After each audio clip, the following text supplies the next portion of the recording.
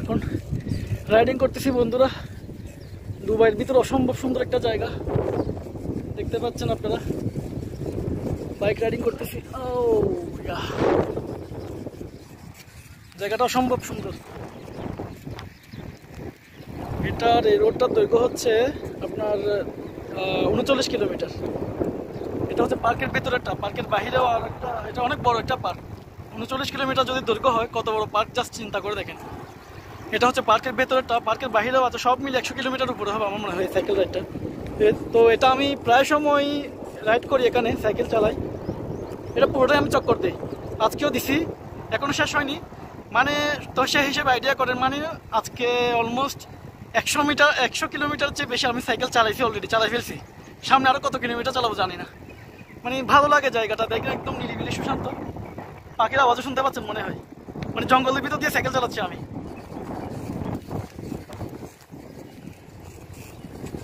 প্রায় সময় আসা হয় এখানে, সাইকেল নিয়ে আসি। আমার রুম থেকে আসার জায়গা আছে, ভালো লাগে জায়গাটা, নিরিবিলি একদম। তো না, ওদিকে আর যাওয়াটা ভুল হবে মনে হয়, কারণ অলরেডি সন্ধ্যা হয়ে যাচ্ছে। আমি মোড় নিয়ে নিলাম।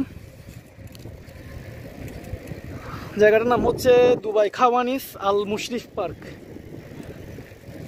অসম্ভব সুন্দর একটা জায়গা। যারা আছেন আমাদের বাঙালি ভাইরা, সাইকেল আমার মতো সাইকেল চালাতে ভালোবাসেন, তাদেরকে এখানে আসার আমন্ত্রণ রইল।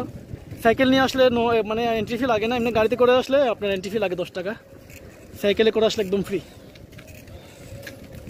তো আপনারা আসতে পারেন। জায়গাটা অসম্ভব ভালো লাগার মতো একটা জায়গা। পরিষ্কার পরিচ্ছন্নতা দেখেন এখানে, অনেক পরিষ্কার। এই ধরো আবার আমাদের মতো বদ অভ্যাস নাই। বদ অভ্যাস বলতে আসলে চাইলে নিজেদের দেশটাকে পরিষ্কার পরিচ্ছন্ন সুন্দর রাখা যায়।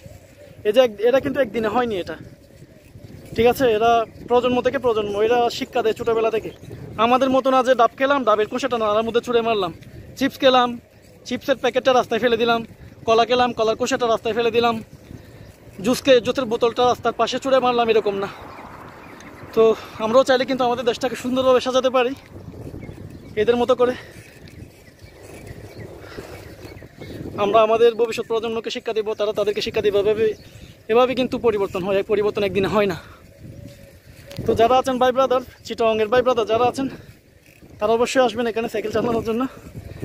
আর যদি একা আসতে ভালো না লাগে, আমার সাথে কন্ট্যাক্ট করবেন, ইনশাল্লাহ জয়েন করো। ঠিক আছে, ওকে, আল্লাহ হাফেজ।